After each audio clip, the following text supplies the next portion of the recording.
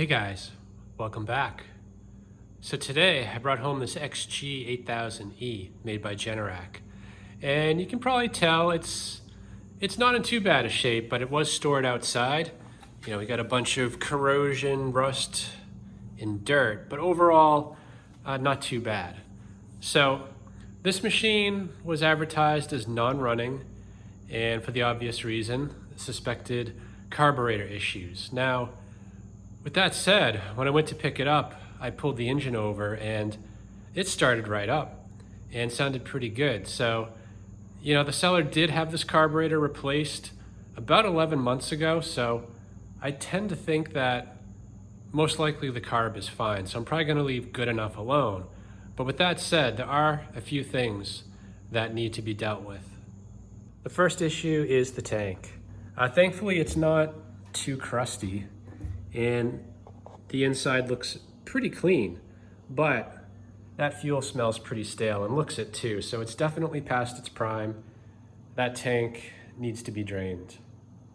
Also, this has electric start, and the battery was also replaced about a year ago. And you can see it's not dead, but it's also not engaging the flywheel. Also, this side plate's been removed, and I think there's some missing hardware. So that needs to be reattached. And the seller also mentioned the fuel line was broken and that he, cut the end off and just reattached it kind of loosely. So willing to bet that these lines are probably overdue anyway and should just be replaced. And lastly, everywhere I bring this thing, it leaves a trail of water. It's definitely water, not gas or oil. So I'm not sure where that's coming from. Hopefully not in the airbox, but I'll dig into that as well. So let me get you guys set up on a stand and start going on this thing. I'm gonna pull off the airbox and get the line off the carb, and I'll just drain the tank that way.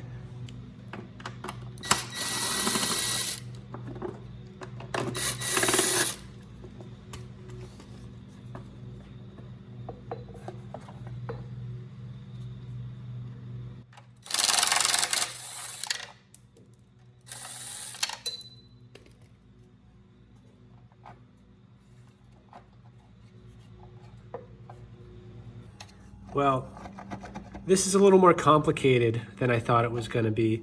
Usually you just remove the bolts, pull the breather line in the back, and the box comes right off. But in this case, we got that choke linkage on the top, kind of right there. So in order to get this off, really I need to pull this panel to get better access. And before this panel can be pulled, both side panels need to be detached, at least on this side. And before you do that, that's the support for the tank. So you gotta get the tank out. So it's a few more steps involved, and I don't even think I need to replace the fuel lines. I took a closer look at them. They're not cracked or dry rot, and they're not petrified. So when the guy said he had to cut the fuel line and reattach it, I actually think he was talking about this line here, which kind of makes sense because he has his panel off. Anyway, this is not a fuel line, it's just the breather for the fuel tank. It used to run this way, down, and under here. But you can see it's definitely been shortened. So yeah, this one isn't a big deal. I'm gonna leave this alone for now. I'll leave the bolts out because I might have to pull this blower housing anyway to fix the starter gear. But to drain the fuel, I'm just gonna pull the line right here and get that tank empty.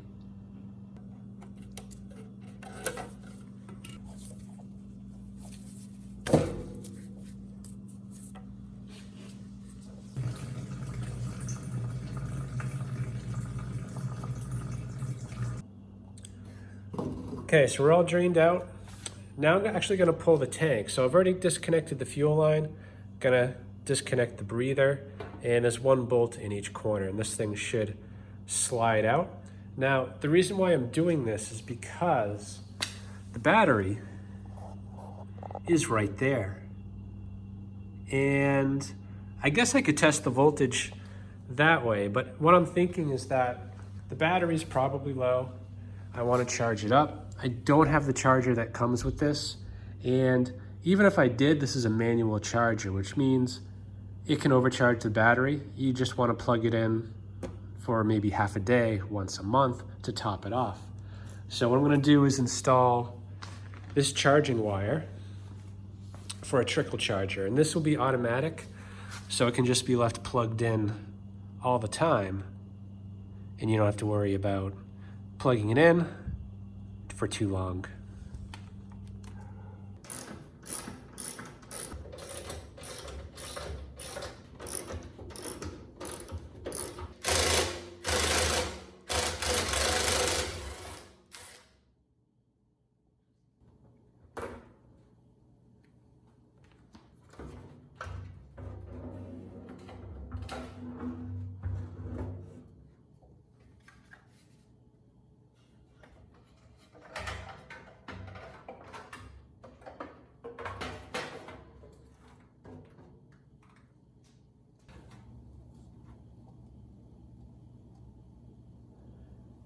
Yeah, that battery is basically dead. I think anything below like 12.2 is considered dead. So I'm gonna hold these leads on here. I just crank the engine. I wanna see how far that voltage drops.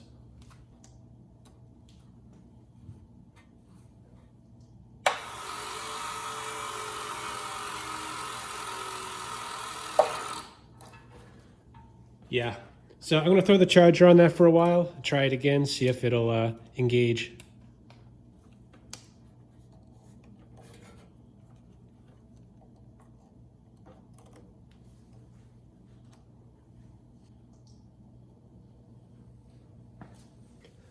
So while that battery's charging, I'm gonna deal with these. These are just insulators for the tank so it doesn't rattle too much. And you can see they're pretty dry rot.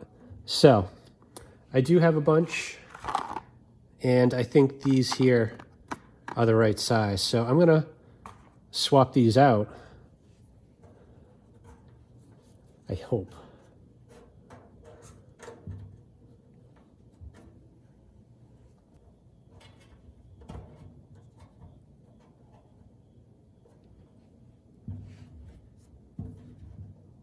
Just like that. So I'll do that 3 more times and we should be good. I've only had this charger hooked up for about 6 minutes now, and you can tell, don't have a starter issue, it was just a battery issue. So at this point, I'll let it cook for a bit longer, but I think I'm just gonna put the charge cord on there, clean this up a bit, reinstall the tank, and just trickle charge it the rest of the way.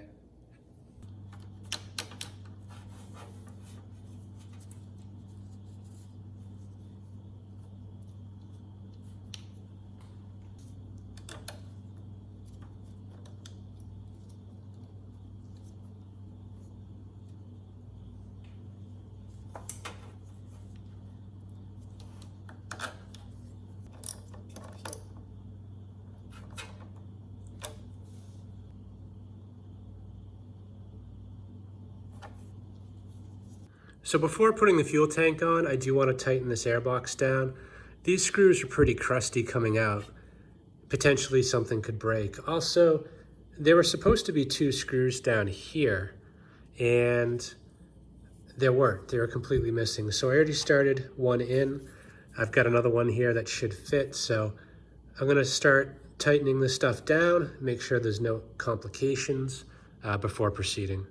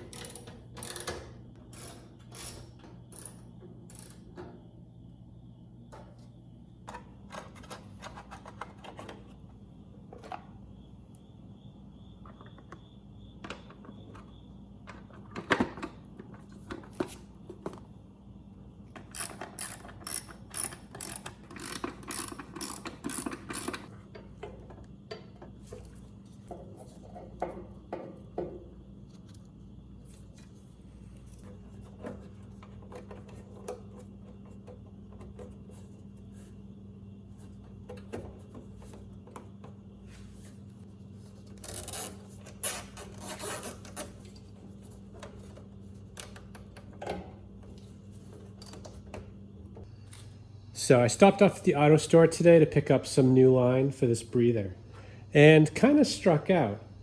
They had, of course, plenty of lines, but the diameter of the walls were too thick. So either the outer diameter was wrong or the inner. And obviously the inner has to be this size to fit here properly and the outer to go through there. So, you know, I do have some new line that is the right kind, but I'm short by about a foot, foot and a half. You know, if they had routed it this way, it would reach. I'm not really sure why they would go all the way the wrong way just to go to the other end. Regardless, this isn't going to cut it. The original line is too short. So, you know, this is just a vent. I mean, technically I could just leave it like that, but to be environmentally correct, I should try to reconnect it for what it's worth.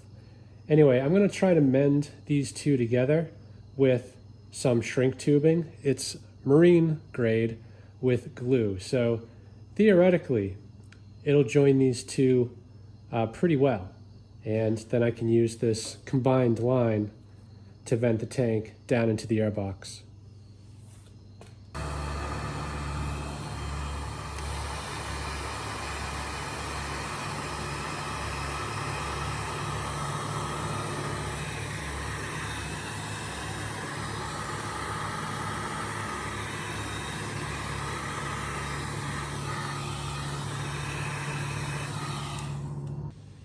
Yeah, I think that'll work just fine.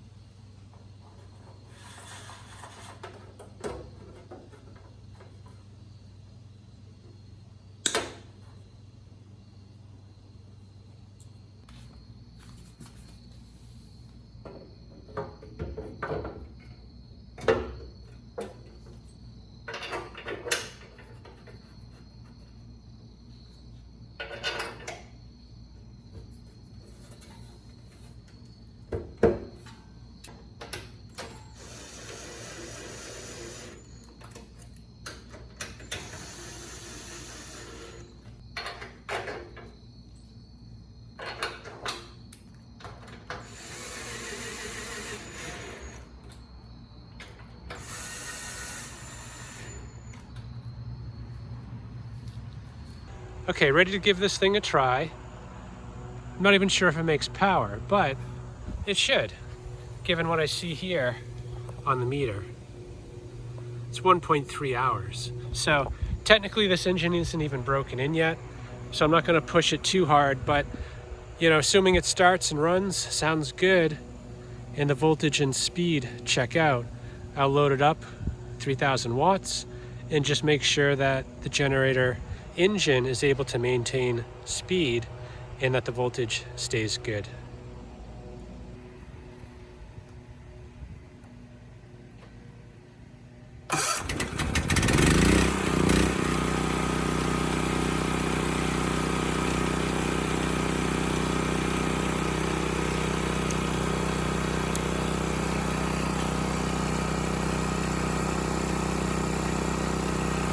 So the engine's actually maybe a little fast, and the voltage a little bit low.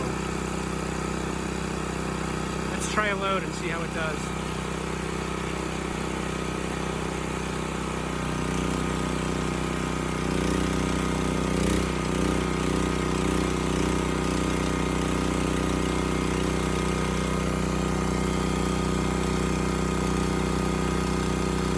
Yeah, so engine speed's holding good. And the voltage is steady where it was before.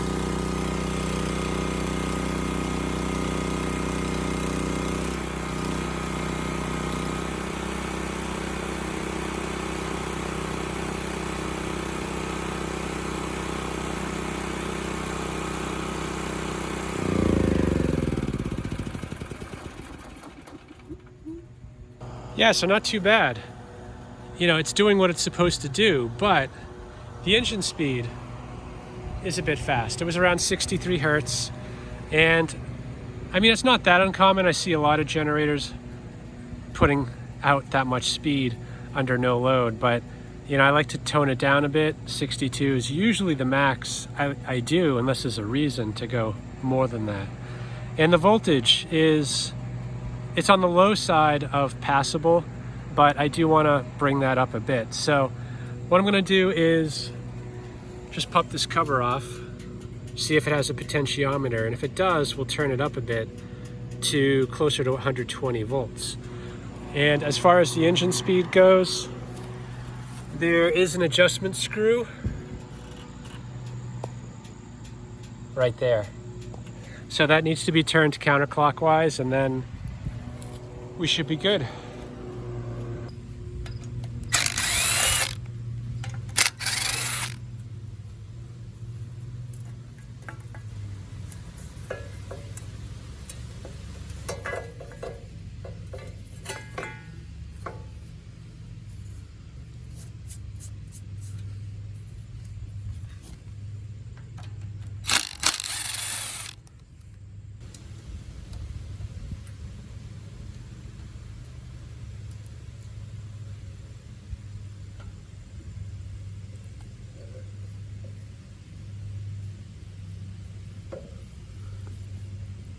Yeah, and there is a potentiometer there. So I'm going to give that maybe a half turn clockwise and check the voltage, see what that gives us.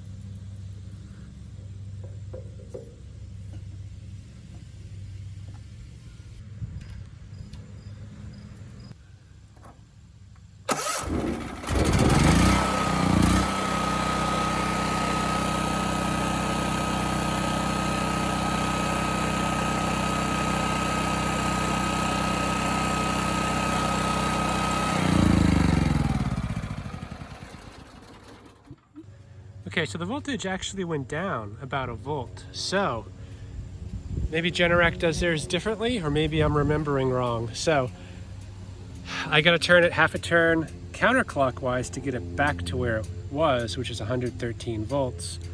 And then I want to go up about 3 volts. So I think one full turn should do about 3 volts. So I'm going to do 2 full turns counterclockwise and see if we're closer to 120.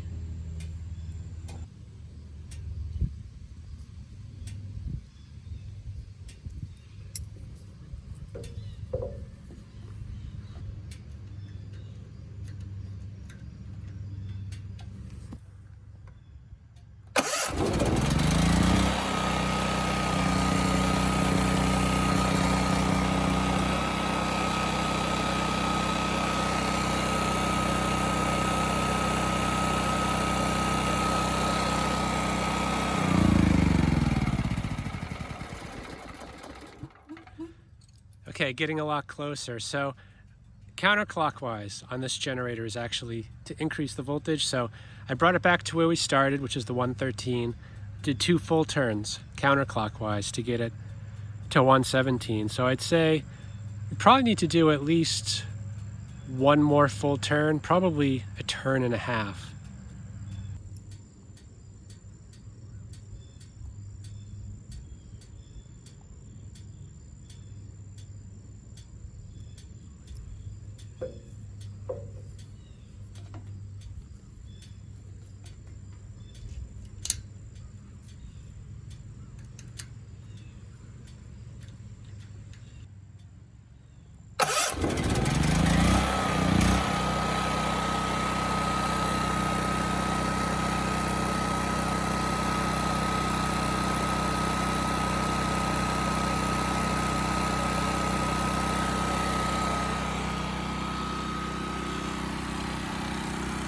Okay, that's pretty good, right around 120 volts.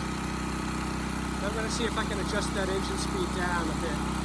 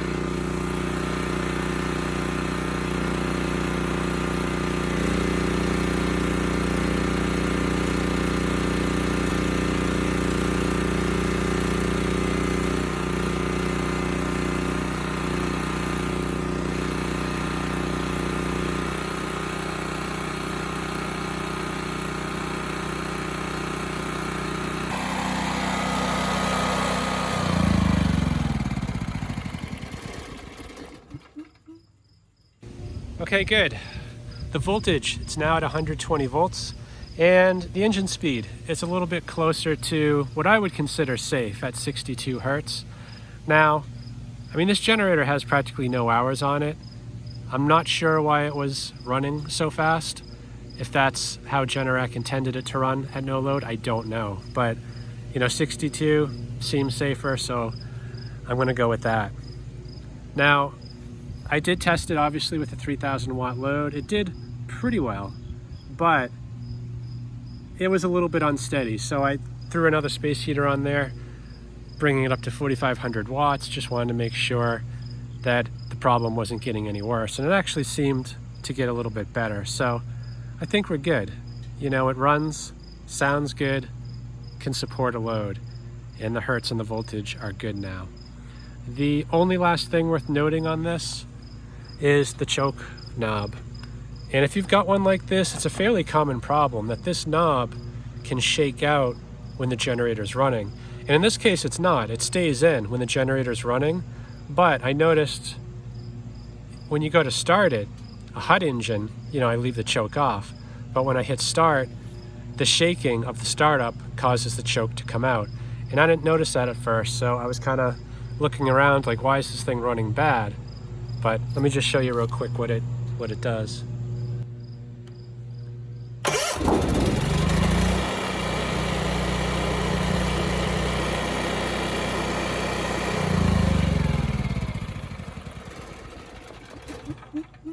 So I don't know if that's a feature or a flaw, but I wouldn't expect that. Anyway, I think we're done here. You know, this thing is doing what it's supposed to do. Hope this video helps someone. Thanks for watching.